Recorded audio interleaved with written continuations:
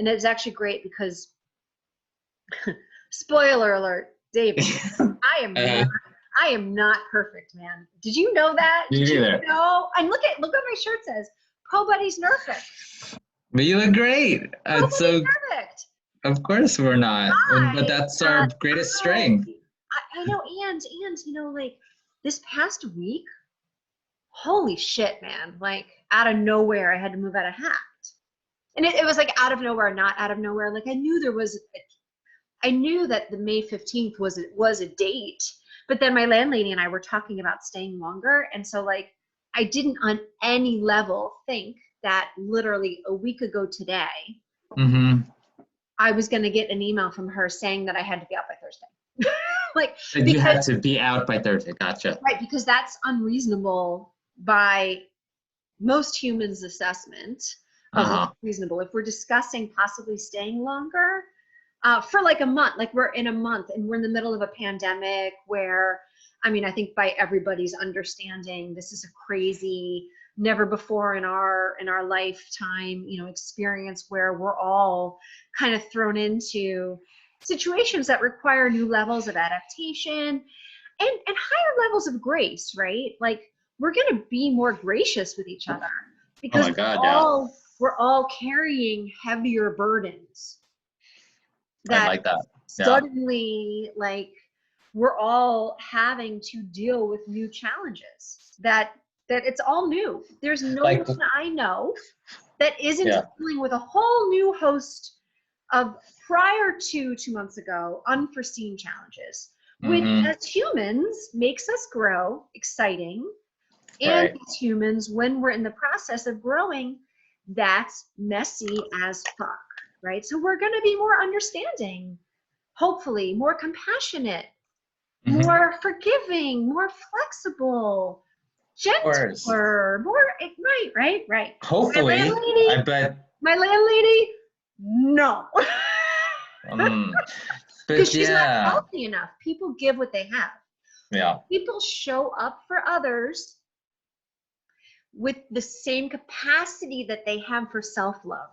That's what's happening here. And thank you for indulging me this rant, because I got a lot to fucking say. Yeah. There's a lot has become clear over the last even 24 hours to me as I sit here wearing my Po Buddies Nerfect shirt, thinking myself that I was on a call. I've been back to back all morning, just in it, with personal stuff, with work stuff. Sure. And then I was like, oh my fucking God, I got to call with David next. And I didn't even fucking send out that fucking email. Oh my God. And then even though, David, you know me well enough to know that I'm a seasoned meditator. I've been practicing mindfulness for years and years and years. So I've cleaned house. So I don't even have negative self-talk. It doesn't happen in my head anymore. So I don't get a voice in my head that even says, Pam, what the fuck's wrong with you? Oh my God, Pam, I can't believe you did that. Pam, what's wrong with you? Pam, how could you? All those negative things that we say to ourselves. I don't do that anymore. I haven't done that for years. Energetically, I still do that to myself. I feel it. It doesn't show up as a voice in my head. It's a heaviness energetically that happens. And I can feel that. Ooh, and I just shake that off because nobody's perfect. And I know that I'm learning and I'm growing. And right now we're all learning and growing. And it's messy as fuck. So thank you. So here's one of my practices is I say thank you as much as possible. Instead of saying I'm sorry, I said thank you. David, thank you. Well, you had nothing to apologize about. I'm still in my PJs. So full disclosure, I'm in my PJs still. I'm in my PJs. It's noon. Yeah. I'm in my PJs still. I fucked up sending out the call. It's fine. I didn't even know this was gonna be like a community. I thought we were just catching up. And we are. I just normally, it's, you know what it was, very early on, like the first week of the pandemic, I was like, well, what can I do? This is what I often, one of my North Stars one of my just personal North Stars is I ask myself, first of all, I ask myself empowering questions. One of my North Star empowering questions that when I don't know what the hell's going on, which I think for most people, the beginning of this pandemic, even now, I'm like, what the fuck is happening? I don't know. But I ask myself, how can I be of service right now? How can I do something constructive right now? What can I do? I was like, well, I can do these calls and I can share them with people and invite people to participate. So then whoever feels like they want to, they can show up and they can be part of something and be connected to me. Whatever conversation I'm having. Yeah. Welcome. That's awesome. To the messy.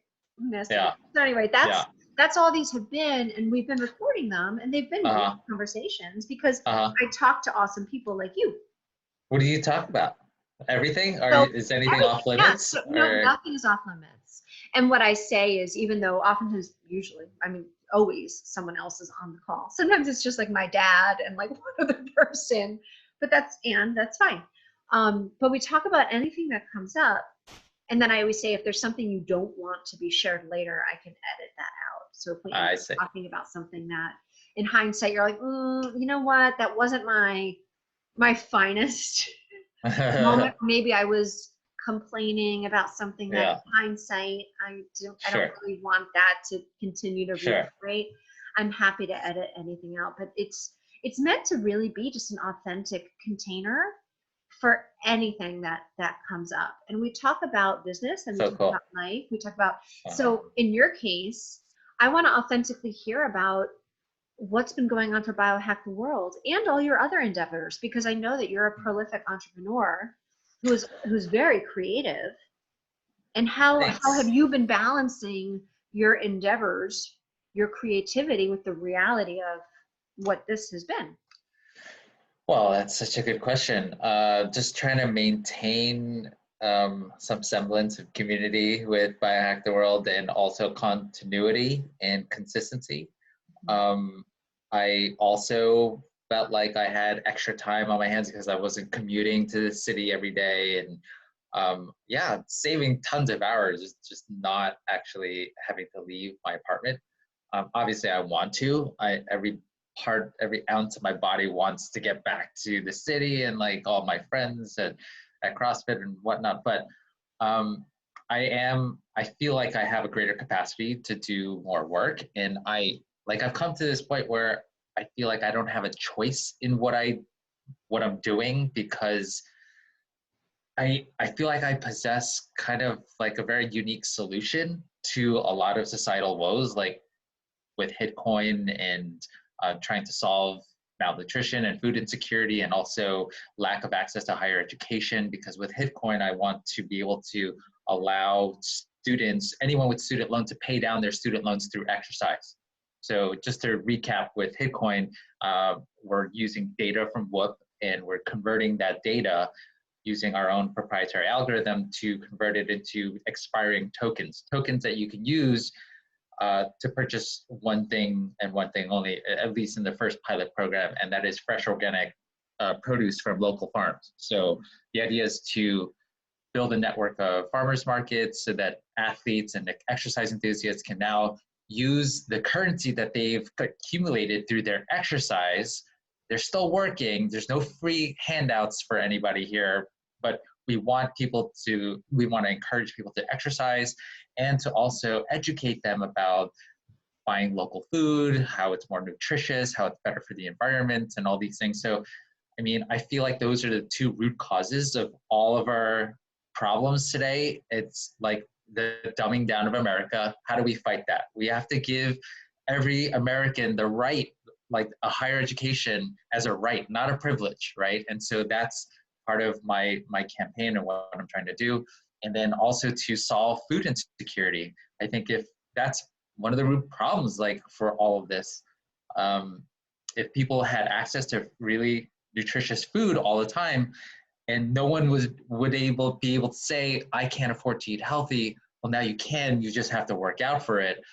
If we can solve that, I mean, so many Can of I our add problems. Like, Can I add yeah, one more idea to that please. that Yeah, came to me as I was I would working love that. fucking ass off over the last week, moving everything out of Hacked.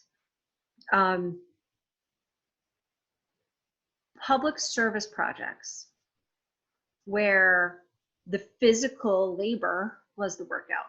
Okay, so the amount of times that I went up and down the stairs carrying 50 pounds worth of stuff Yeah, over the last, sure. I personally, FYI, Monday night and Tuesday, I moved everything out of Hacked myself. Wow. Using By yourself? wait, except for the big machines. So except Yeah. for the 2 ARXs, the Carol, Right. the couch, the big chairs, like I am a 120-pound woman. I feel like you need a crane to get that out of there or something. Well, I had a team of 5 guys who did everything else. But the amount of heavy labor, heavy exercise, functional exercise that I did instead of working out, right? So instead of working out, combine the workout with public works projects, like building a new wall for whatever, or like farming, planting and baling, and like the actual, so putting it all together in the system that you're working and getting the workout and earning the tokens, that you compare. Because think about all of the energy, the kind of pointless, it's not, we know, but think about if we could convert all of the workout energy into something that was actually societally constructive, that you're building the wall, fixing the wall that's falling down, that's holding up the fucking dam. I'm making shit up, right? Sure, I don't fucking know much about okay. the structures that are in place. Yeah, I get it. Things Pam is not qualified to talk about. However, someone fucking knows. Someone has a list of fucking projects somewhere, and I'm gonna curse a lot these days because I just fucking had it with being, PC. But envision that, where you're putting it all together, where you're combining the workouts with projects that need workers. Sure. Physical laborers. That could certainly be volunteer opportunities where you earn Hitcoin and you're beautifying, like you're cleaning up the playgrounds. Like I remember there was one time, and I may have told you this story because I feel like you and I talk about this kind of stuff a lot, but my son was at the Bronx Zoo Camp. Did I ever tell you the story when I was taking my son to the Bronx Zoo Camp every day? And I was taking the subway. So I was taking the subway from the Bronx Zoo to my office, which was by Grand Central. And so every day I was traveling via subway from the Bronx, which under normal circumstances, I don't travel. I'm not in the Bronx. I'm just not in the normal neighborhoods of the Bronx, right? But this one particular 3-week period, I was walking out of like the south entrance of the Bronx Zoo to the nearest subway, which took me past a bunch of projects, the public housing buildings, I assume. I mean, they seemed like projects, and a playground, park area, and then I'm taking the subway. And it was very clear to me as I did that there was a series of interconnected problems that needed to concurrently be addressed in order to have a rising up of this collective, because the playground was not clean, it was not well maintained, the park was not clean nor well maintained, the streets were not clean or well maintained, people weren't trusting of each other, and there was this kind of energy of skepticism and not feeling safe, and people were not kind to each other. Like, I'm walking through the streets and I could hear how people are talking to each other. I could hear, I could feel the energy of how people were interacting. And so it was like, okay, well, simultaneously, we need access to higher education. We need access to better food. We need the public spaces to be cleaned and kept, well, right? Yeah, totally, yeah. Access to jobs, access to, it's like, everything, right? We need people to be educated in a holistic way that no one currently. So when we say higher education, most people like us think about college and think about routes to have careers that are then going to be sustainable, right? When I say higher education, I'm talking about mind, body, spirit. I'm talking about learning the shit that no one ever taught us and isn't currently being taught, isn't currently being modeled in our society, about how to love ourselves, care for ourselves, because you can only care for others to the extent that you care for yourself. And so if you never learned to actually care for yourself and have a healthy relationship with money and the normal kind of self-care things about having a home and balancing your finances and contributing to the collective in a holistic, healthy way, and having relationships with other people that are healthy, like those are skills that like we were never taught. We were never taught to have healthy interpersonal relationship skills, right? We were never taught how to communicate really well. Like, you know, we were never taught that. We don't communicate with ourselves well, and we don't know how to communicate with others well. We lie to ourselves all the time. We repress things. We're dysfunctional in so many ways. We don't even know we're doing it. But that's the kind of higher education that we all need. And then yes, access to jobs, but our systems are so broken right now that so many of the jobs that currently exist, they're not actually sustainable, right? Like so many of the businesses that are out there are putting profits before people. That's not sustainable. I don't want a fucking job that's profits before people. That's not going to work. So any job that's profits before people and associated with any kind of system that's enabling there to be profits before people, I don't want that. Let's do away with that. Let's call space. That goes into the whole conversation of responsible capitalism and how we need to reform our current systems. Yeah, and all of them. Like honestly, I don't subscribe.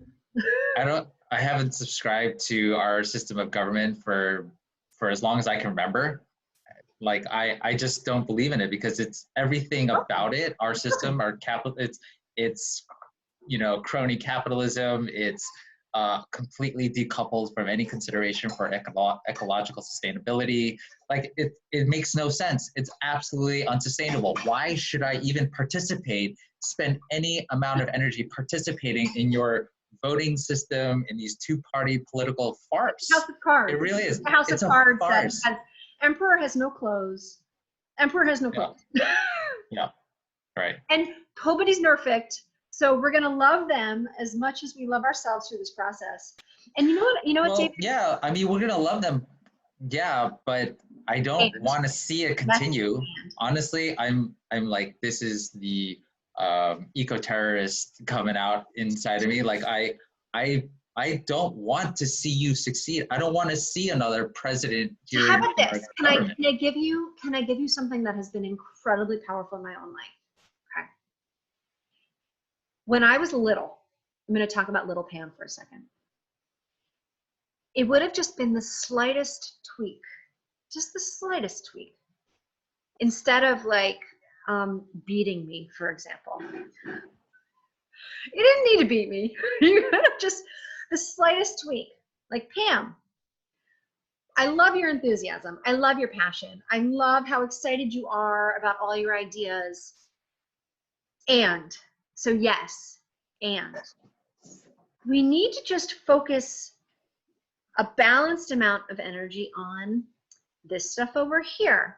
You know, making sure that as you communicate your enthusiasm and communicate your ideas, that you're also thinking about how other people are feeling, how you're going to leave the place better than you found it. Like, these are things that little Pam was not good at. Like, little Pam was kind of a terror.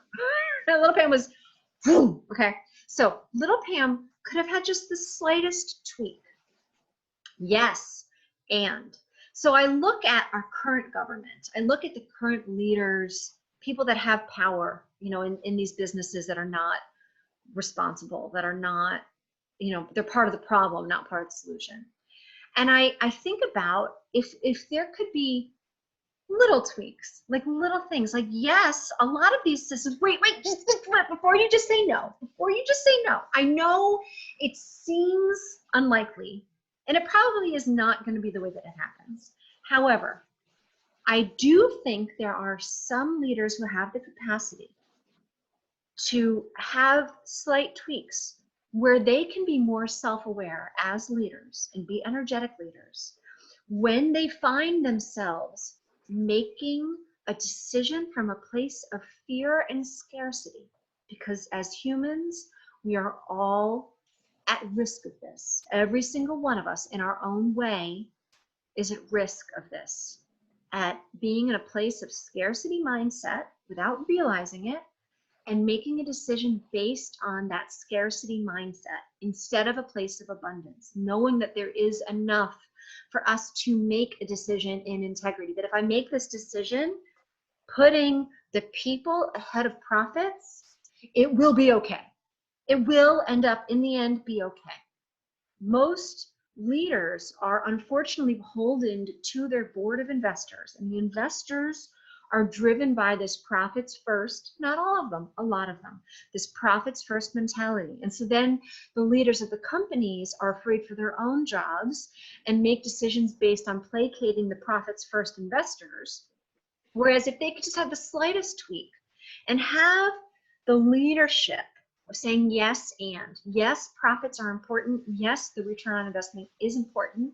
And I am confident that we're going to be able to do that and get there while also maintaining the integrity of the system, which will allow us actually over time to be more sustainable. And We don't have that time though. Okay. I don't think we have that time to So make pause, that huge shift. pause right there, right Yeah. there.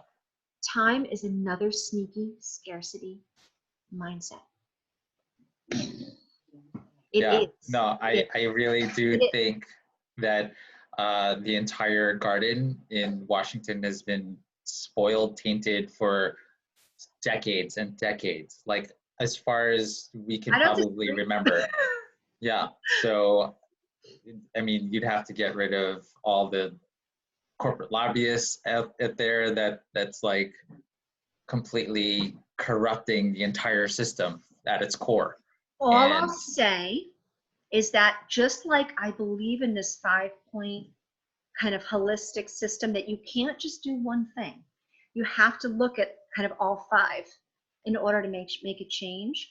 I believe that there is some 5 kind of cornerstone trigger points that because there are lobbyists that are I'll use the word heart-centered. They're people-centered, socially minded lobbyists. I know that they exist. I know some of them personally. They don't have the power, right? I'm on the meeting. That's okay. People can join. We can edit anything out, and it's even whatever. But all I'm saying, David, is that I agree wholeheartedly with what you're saying, that we are in really a dire situation from a place of human leadership, and that the boat is currently being it's a fucking embarrassment. Yeah, it's embarrassing. Yes, it really is. Yes, and so I'm a big yes and person, because I don't believe in a duality. Like, I think that both things are true, and that I'm also I'm an optimist. I'm a very spiritual person. I'm a spiritual person, right? Yeah. And so I believe in the end. I mean, everything may need to implode and blow up, and we may lose a lot more people in the process. All I'm saying is I do think that there is a path where if we could identify the 5, if we had 5 amazing leaders in 5 areas, like let's put ourselves in the bucket of amazing leaders, because I have a lot of faith in you as a leader, and I also have a lot of faith in myself as a leader. And I happen to know a lot of other people who are our generation, and I think you and I are the same age, aren't we? I always thought you were like 20, but then I was like, wait, we're the same age? No, we are the same age. We're 42, right? Is that how old we are? I'm 42. I'm 1978. Yeah, I'm 40. I'm 42. I'm turning 43 this year. Yes, I'm 77. Okay. So we're the same age. We're 42, which is strange to me, because I really You're 77? I'm 77. October 77. Okay. Yeah. So we're the same age. Weird. Because I think of you as like 20, because you're so youthful and vibrant and capable of creation, which really, that vitality is the key to birth something new, right? To have this power of fresh thinking and creativity. So I put you in that bucket. I put me in that bucket. Thank you. I think you're very welcome. I have a lot of faith in myself as a leader, despite the messiness of Nobody's Perfect. And I know a lot of other people too who are smart and very heart-centered and very disenfranchised. Because honestly, most people who are smart and have stayed kind of connected to diversity, it's undeniable that shit's fucked up. Like, it's just, I mean, what kind of compartmentalized world do you have to be living in your brain to not realize that, like, shit's bad? Like, shit is bad, right? Yeah. So, you know, I'm a technologist, right? And I see where technology is heading, and I got a pretty firm understanding of where AI is today and what we're up against. Like, there are countries like China, right? They're developing their own authoritarian AI, and they're exporting their AI, surveillance AI, to all these countries that are potentially opposing the United States. It's a race. We're entering a brand new Cold War, and we're going into it with, like, we're crippled going into this next phase of competition with China. If we want to even be able to compete at all on that level, we have to get rid of all the bad apples in Washington, like the entire lot of them. We don't have time to, like, hope and wish that they will somehow shift their mindset into an abundance, you know, infinite abundance mindset. We understand that, but they're locked in their own little world. We have just a few years before China surpasses us. So as a technologist, because I am not, we're in deep shit.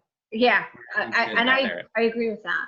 So what resources, like, what do you think are, okay, what are the five, if you would say the five most important kind of cornerstone resources, could you say what the five most important resources that, because when I was a junior at Yale, because I took time off, long story short, but we had this great class where we pretended we were the czars and czarinas of the world, and we each week looked at the best research, pros and cons, and debated, you know, global warming, you know, socialism, whatever.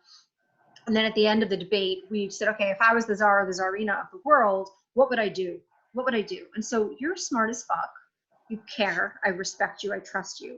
If you were fucking in charge right now, like if you were in charge, just from a technological standpoint, and this particular, because it's just one of many problems, right? This race that we're in with China is one of many big problems that our country faces right now, right? Not the only one, a major one, big threat to our autonomy, our freedom, our way of life, right? Are there what would be your five-pronged, like, this is what we need, like, if I were in charge, this is what we need to actually have a shot at winning this race? Yeah, I mean, you could take the same approach as what we would do if we were to populate a brand new habitable planet, right? So like Mars. I love that.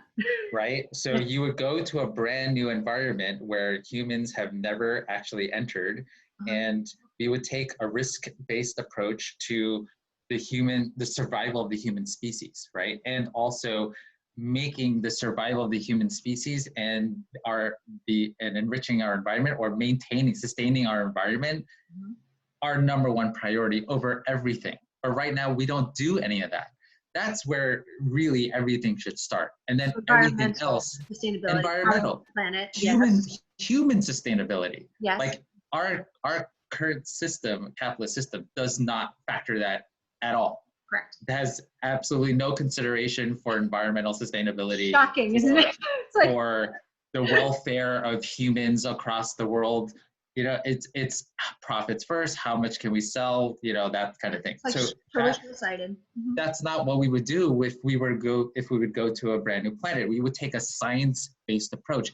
Everything would have to have the scientific method as its basis, provable, as its like, foundation. yeah. I don't care what policies, I don't care what Trump decides for this country, as I'm really more concerned about his moral integrity and, you know, like how if he puts the environment first and the humanity first, but he doesn't, right? But I'm not to single out Trump, but like everyone.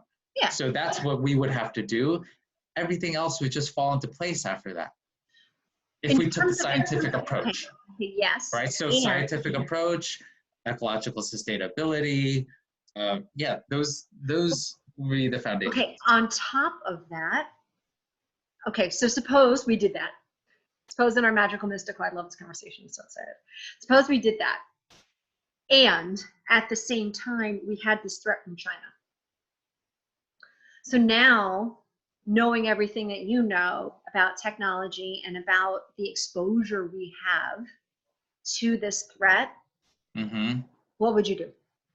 Yeah, it would have to come from a place of complete nonviolence. Obviously, it's I live through MLK's words and his whole persona, so we have to fight back, but peacefully and in a way where we're just going to shine love and openness, right? Digital. But we don't do that here in the United States right now. That's the thing. Like we so desperately need AI in every aspect of our lives, but we absolutely cannot have our current leadership and anyone in Washington be the ones to install it. Because if they did, then they would surveil us. It's so incredibly tempting for people who are going to employ AI to abuse that power, to try and see and understand or like snoop on everyone. Like everyone's listening right now. This conversation is being listened to on some level, not by a human, but by computers, and they're generating a whole like profile on our community here, what we talk about, what we're interested in, and that's how they choose. That's why I don't believe in our presidential voting system, is because even going back to the Clinton era, like they have focus groups that go in. This is before they were surveilling us and actually watching everything that we wrote and posted on social media. They had focus groups where they would go into the communities and that they wanted to win, and they would sit there and say, okay, what are you interested in? What's on your mind? What do you believe in? And then they would take that information, bring it back to Clinton and say, this is what you need to talk about. This is your next speech. And this is how they got their votes. It had absolutely nothing to do with that, what they were actually wanting to promise the American people. It was, let me just regurgitate what they're saying that they want on the streets so that I could get elected. It's a fucking farce, right? So, right. Yes. It's I don't know. Just going off on a tangent here. I know, I love it. And that's the thing, like I love these conversations. I'm not a head in the sand kind of girl. I'm not. And I know how privileged I am. But I've had this conversation a gazillion times, but it's like I'm like a little blonde, that grew up, with all the privileges that come with being a little blonde, like. So I'm telling you, Washington, all this president, all this, it's all noise. It's a complete distraction. They do not want you to overthrow them and reveal how corrupt they are from the core. I totally get that. And I totally believe that. Yeah. And we need to resist that. And all I'll say, and I believe in the capacity for a shift, and it may not be fast enough, right? So I get that it may not be fast enough. Yeah, we're under a deadline here. I get it. It's a race. It's literally a race right now. I get it. So we have to sprint. So yeah, so no choice. maybe we have no choice but to blow things up, right? Is to because the old systems disrupt everything. Yes. Resist the gaslighting from the corporatocracy, from Washington, from the media.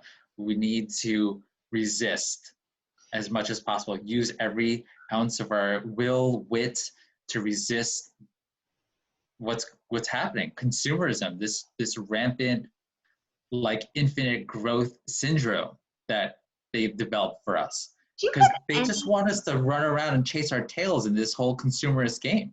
Do you have any hope?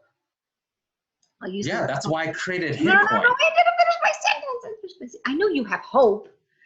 And I actually don't like the word Like hope. okay, so every day that passes, I realize that it is, if I do not, I have the solution. If I don't actually bring it to fruition, that would be a moral failure on my Right, so part. It that's would why be the most cowardly thing that I could possibly do. one of the Is reasons go why to the grave with this. Yeah. one of the reasons why I love you, and there's many reasons why I love you, but one of the reasons why I love you is your passion and your deep, deep rooted purpose, right? That it's incredibly collective and holistic, and that's one of the reasons why I love you.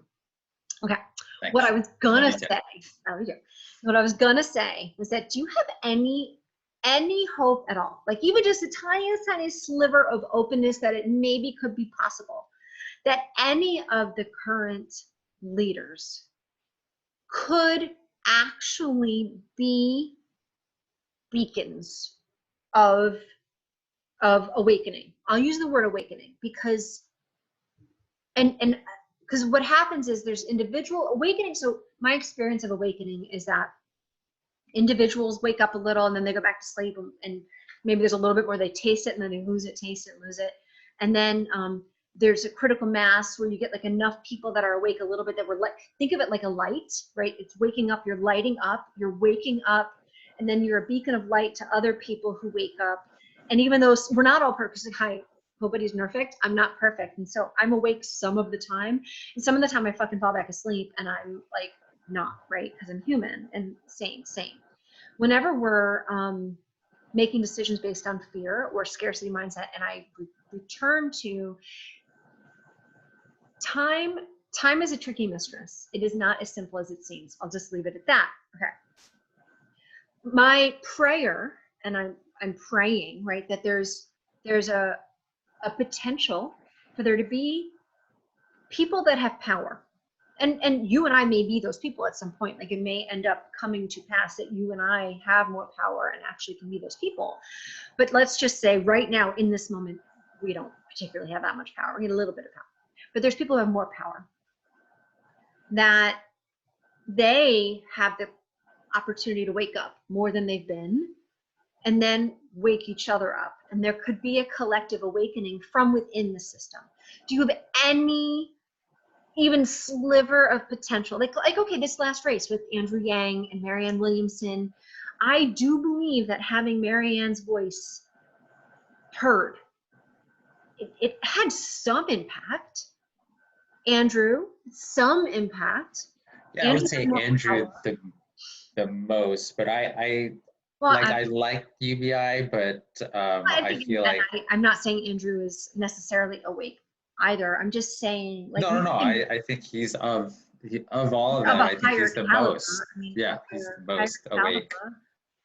He's seeing more of the things that you're talking about, and there's a difference between when I use the word awake. What I'm saying is like spiritually awake. That like, oh, none of this is about me. Never was, and it's eternal. So, 20 generations down the line, like that's the legacy, and are we ensuring that legacy can have a better life than ours? Does that really pass the test? I mean, if anybody really asks that question right now, like the leaders it doesn't seem like brave enough to actually have that fucking conversation. I mean, can you imagine if it was a debate right now and we were talking about, 7 generations down the line, are they going to have a better life than ours because of the decisions we're making now? Like, who in integrity could even fucking pretend that that's the case? Like, clearly not. Clearly, right? And so awake. So you're asking who the beacons are, like of hope, like in our current. Do you think that like Biden? Let's just say Biden. Do you think there's any chance that Biden could have even a sliver of that kind of rootedness in integrity and forward thinking and leadership, energetic leadership? Yeah, no. Just not going to be efficient enough. It's too slow. Way too slow. It's going to be way too slow. What if he though had the right advisors? and listen It's to them. really, honestly, like, they wouldn't have put him up there if he wasn't going to somehow, on some level, maintain the status quo and protect the wealthiest people in this country. Can we even pretend that the status quo is protectable anymore? Can we even pretend that, sitting here and facing? They're trying to. They're pulling I out know all their to. big guns. Like the Fed is and saying, it's "Oh no, we're not going to have a depression." Like, how the fuck are we not Yeah. going to have a depression? Like, Yeah. tell me, how the fuck are we not going to have a major catastrophic depression? Like, Yeah. I don't know anybody that isn't, you know, the businesses that are going out of business, no one can pay rent. Like, everything is falling apart in terms of all of these systems. The businesses can't drive revenue, so they can't pay rent. And then the people that were relying on those rent payments to pay the mortgage and have the return on the investment, like, and then the banks aren't going to be able to get the payments. Like, this is all going to fucking fall down. Like, there's no way that what we're currently already experiencing is avoidable. Like, the dominoes have already begun falling, that there's no way. What is the Fed going to do? We already have an interest rate of 0. So, like, I'm certainly not an economist by any stretch, and I don't claim to understand, but there's some other levers to pull, right? Yeah. Like, what am I missing? I don't know. Like, honestly, I'm not left or right. I'm not the Republican Party. I'm not the Democratic. I'm the exercise party. I'm a results party. I'm like, I want results to have a better life 7 generations. I'm the 7 generations party. Let's call it that. This is how to do it. You get everyone to exercise. How do you get everyone to exercise and improve the collective health of all of society? You have to incentivize them financially. You have to gamify it on a national societal level. No one's really willing to do that in our government. So that's why we need to do what we do, what we're doing. As long as we tie it to some public works project, that the exercise is moving fast, or the exercise is building a building, or I'm down with that. So there was like the Civilian Conservation Corps that Roosevelt had put together, and this was after World War II, and all these soldiers were coming back from World War II, didn't have jobs, and they wanted employment, and they needed to earn an income. So Roosevelt created the Civilian Conservation Corps, the CCC, and those people would go and rebuild the parks, go to Yellowstone, pave, make all kinds of trails, and clean up the parks, farmers. So yeah, like, if you are willing, we could reenact or revive this Civilian Conservation Corps, and your participation in the CCC will earn you a certain amount of unexpiring Hitcoin tokens. That's what makes sense. Honestly, that's what makes sense to me. Is it's like a sustainable system, that it's a cycle, because then the people that are doing the work are creating the value that then is in it. It's a contained system that has integrity. Like, it's actually a virtuous cycle or virtuous circle. Let's make lots of those. I'm down. Let's just start designing those one at a time. Yeah, right. And that's that's why I'm promoting Hitcoin, because it's functional food and fitness. So put that together with people in public works that are able to provide those jobs, and then pay back into the Hitcoin. Yeah, that would be phase 3. First phase is to get everyone to solve food insecurity first, so that no one could ever say, I can't afford to eat healthy.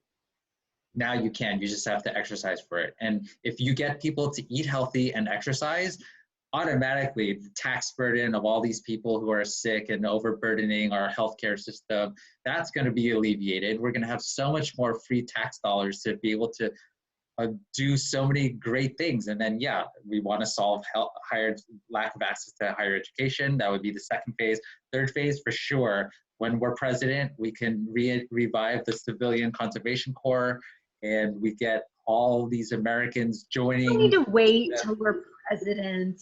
But like phase 3, I have to do it in phases. I have to. No, it's fine. Yeah, it's a great idea. It's a great idea. So right now, you need funding to launch phase 1.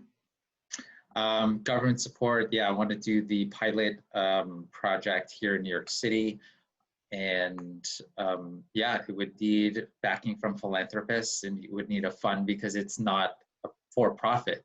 It's not like every other cryptocurrency that's for trying to earn tokens with physical activity, which by the way is, there's plenty of proof of concept out there. I'm sure you're familiar with Sweatcoin and Limpo and these other cryptocurrencies that you're generating tokens, cryptocurrencies, through physical activity.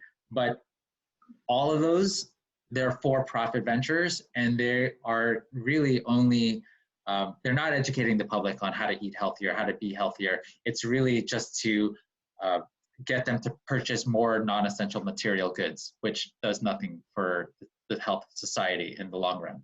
Did you already read the marketing kind of campaign around this? Because I feel like a big part of this is going to be, because naturally most of the people who are like, oh yeah, I'm in, are the people that are already being active, right? And so reaching the people who currently are not active and aren't really eating healthy, right? Mm-hmm. People that are like, yeah. no, there's all the reasons why they don't, and say, all right, in order to qualify for this first phase, you have to fall into the category of people who currently are living in the victimization, right, disempowered zone, and aren't taking action. And figuring out how to really incentivize those people, I think, is going to be the proof of concept that we really want to see. Yeah.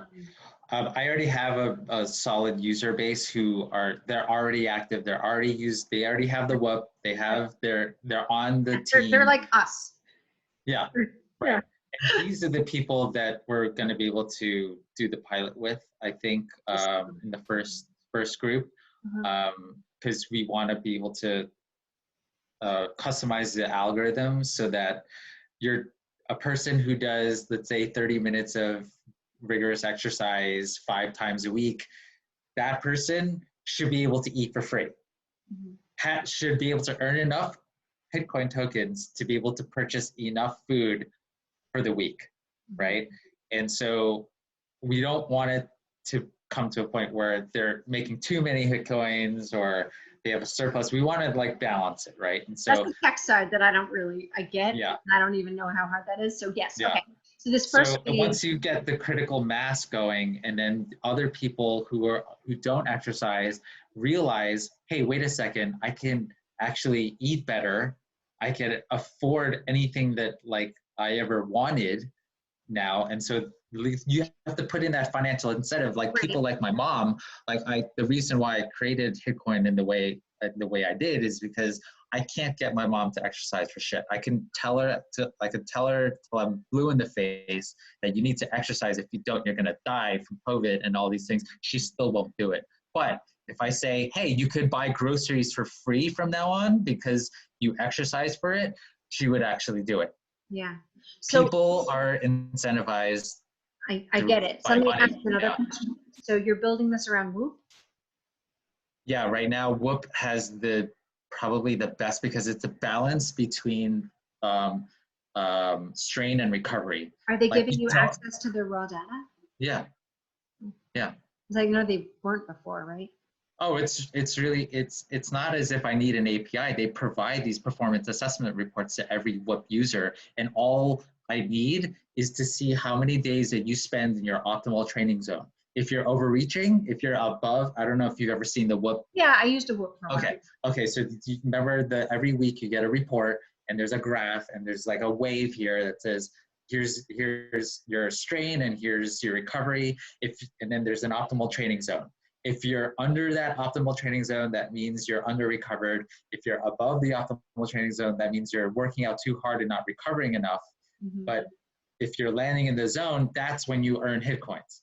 So no, Fitbit's not doing that. Like if I use Fitbit's data or any other wearables data, there's that risk. There's a risk of people working out too much in order to gain Bitcoins. Right. Do you know what I mean? And I want to prevent that. I don't want to encourage people to injure themselves. Totally. So that's why Whoop is so useful in this. Interesting. And I really do see a long-term partnership with them. Interesting. Yeah, I didn't have such a great experience personally with Whoop. But maybe it's because I do effective minimum dose workouts. I don't think it works really well for that. Mm-hmm. And I think it made it harder for it to make sense of what my numbers were. Okay. But maybe I can go back to it and try it again. Yeah. I have a million, you know me, I've got like every possible tracker. Like I've got like literally every tracker. So, and for me, the activity tracking isn't really that particularly relevant because I do my effective minimum dose. Mm-hmm. You know, I work out really hard for a very short period of time, and that's how I, you know, maintain my metrics. And so I'm kind of a weird one. There's gonna be ways to reward people for strength training, because that's the same thing. Like a lot of power lifters who are using what they're not necessarily showing the high heart rate or, you know, consistent high heart rate. So that's always kind of an issue. But honestly, this is a game. Like I'm doing this to gamify fitness and to give just one more reason to go out there, because some people just need that one reason, one really good reason to go out there and like move their body. Like I'm all for it. There's no one that believes in the importance of, you know, physical exercise and eating healthy, you know, like it's, and then, you know, then we'll talk about sleep and community fitness and, you know, mental fitness another time. But that's, you know, it's great. And I'm, as usual, I freaking adore you, and I'm so in awe of you and excited by everything that you're paying attention to and working on. And I just think you're awesome. Thank you. You too. And thank you for bringing me on for this community call. This is a lot of fun. The Imperfect community call is nobody's perfect. But what we're doing is we're basically going through and sharing kind of the salient points and stuff. So it will be shared. Cool. So this will be all about, you know, the Fitcoin vision and encouraging people to follow you. And I'm also going to think about, there's a bunch of, one of my advisors who's continued just to be amazing, someone who heard me on a podcast and came into HACKD after hearing me on a podcast and really was leaning in to the business and wanting to support me at the business and partner in the business. And I was, right before this all happened, I was literally ready to pull the trigger on private equity and that, you know, version 2.0, bigger space, all that fun stuff. And I'm so grateful that that didn't happen, because obviously I'd be so tied up right now. I mean, some of my friends that have bigger businesses in the fitness space and are on the hook for all of these leases, the security deposits, the personal guarantees. It is painful, like painful stuff. So I feel really grateful that I was able to get out the way that I got out and have this flexibility now to kind of see how things land in terms of New York City real estate. But this guy, he was a tremendous amount of help leading up to the pandemic. And then during the pandemic, he launched the 1K project, where he just was getting system in place just to get to $1,000 to people who needed it right away. Like no red tape. You get nominated through a chain of referrals, and you just get the money, and you don't pay it back. It's just people who need the money get the money. And he immediately stopped everything else he was doing to develop that and make that happen. And, you know, that just speaks volumes to me about someone's character and the depth of their passion and purpose. And I'm super grateful that, you know, he's doing the work that he's doing, and I'm sure he'd be really interested in learning about what you're working on and want to. Cool. So I will definitely introduce you to him. His name is Alex, is called his company. It's 2048 Ventures. So I'll connect you. I'll introduce you to him so you guys can get to know each other. And awesome. Share what you're working on, because I think there'll be a lot of synergy there. Cool. And we'll just keep in touch, keep being friends. And any way I can ever support you. I thought of you as I was moving all those fucking Ben Greenfield books. My God, fucking damn it. Like the box. Oh, no. I was like, those fuckers definitely improved my Whoop workout score. So I still have lots of those Ben Greenfield books. That's fine. But yeah, it's good. It's good. But I'm giving them out. I'm like in the, you know, whatever the the events that we're still doing online, which by the way, I would love for you to join on Thursday, this Yeah, Thursday, May tell me. 21st. Frank Littman, Dr. Frank Oh, Littman. that was the podcast I was on when Alex, see, everything comes full circle. It's like, pay attention. It was his podcast I was on that Alex heard me. So Thursdays with Cool. Dr. Littman. Thursday is Dr. Littman with Dr. Rudy Gurman as Do me the a favor. host. Yeah. When you put stuff on Instagram, Yeah. tag me and I will re-forward it. I guess I didn't do that one, but we okay. created the community. I know, because I really want to share. I really want to support. So all of us, if we tag each other, and then it's so easy just to reshare it and pass it on. Yeah. Because I want to fully support everything that you're doing, and my intention is to fully support everything that you're doing. So make it as easy as possible for me. Do you want me to tag Hacked Fitness? Either if you tag me personally, then I reshare it and tag Hacked. So either Hacked or me, either one, doesn't matter. Cool. And then I'll reshare because I want to share. And on Facebook too, Facebook, Instagram. And I am still doing the newsletters. I'll put it in the newsletter. See that? Great.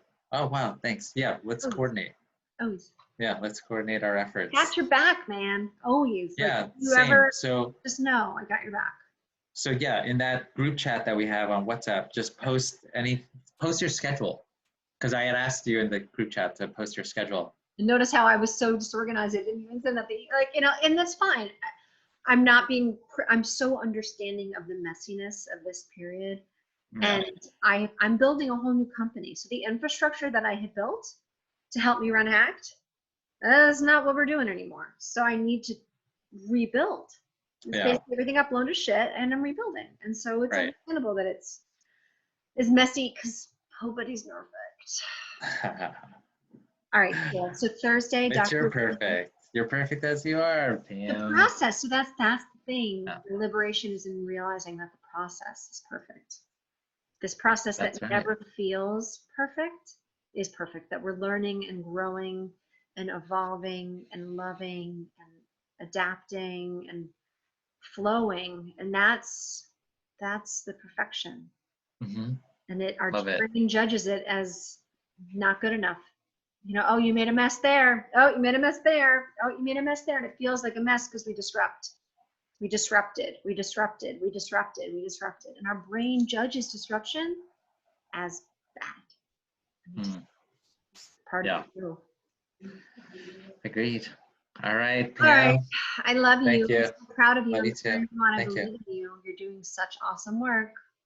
Thank you so much. You too. Yeah. Have a great day. Yeah, and Thank you for Thursday. I'm going to put it in my calendar right now. My intention, it's hard with the juggling of the family being home. I know. Oh my God. Yeah. It's like, oh, all right. And then it's just like, and as a mom, nothing is ever good enough. Like, spoiler alert, if you ever become a parent, nothing is ever, it's like you're always either too much or too little of everything. It's like nothing, you don't ever get. Yeah. So, yeah. So it's tricky. And Thursday. But you'll make it through it, I'm sure. Yeah, I'm growing. I'm growing new systems. Yeah. I love you. Okay. Thank you. Love you too. Yes, we'll talk soon. I'll see you Thursday. Okay. Bye.